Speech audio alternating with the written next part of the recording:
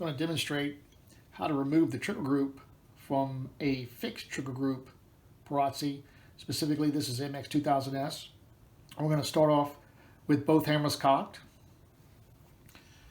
We are going to take our index finger on our left hand and hold the hammer back and take a 1/16 inch punch and push back on the trip arm. Rotate it down, release the hammer, and then pull it out. Put that over to the side. I'm going to take my 1/16 inch punch and remove the pin that holds the rear of the trigger rod into the receiver. It usually just pushes out. Okay, so that's to the side. I'm going to pull down and rotate counterclockwise the trigger guard to allow access to the 5mm hex screw. I use my stock tool. These can be kind of tight from the factory, so it takes a little bit to pop it, and it just pops. And then we're going to completely remove this screw.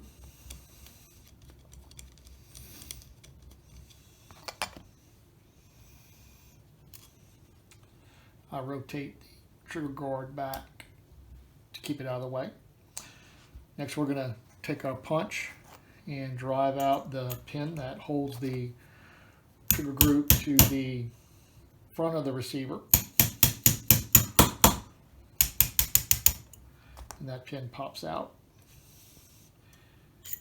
And then we're going to just rotate down and trigger group comes right out.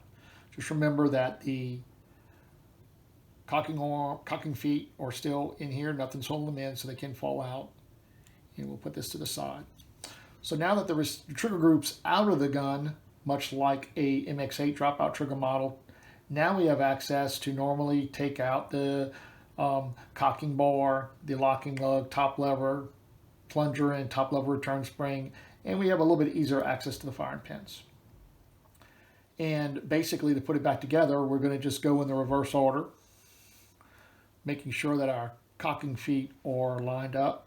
There's a lip on the front of the base plate for the trigger group, just like in a dropout trigger model, that fits right in the receiver.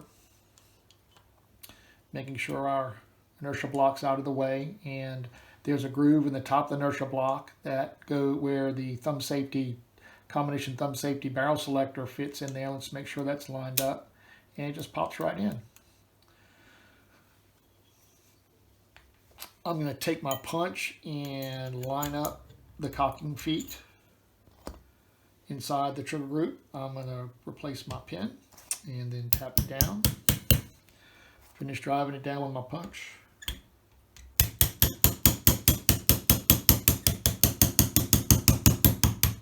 And it fits all the way flush. Gonna pull down and rotate my trigger guard and replace the 5mm screw that holds the trigger group to the frame in the rear of the receiver.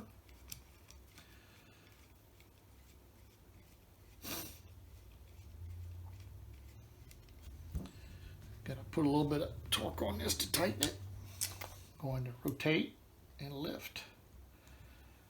And then I'm going to return it to its recessed position, holding it down and tapping my pin back in, fits flush.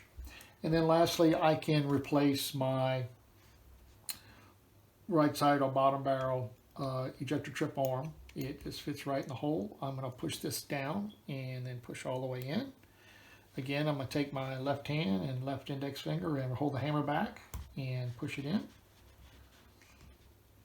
And there we go.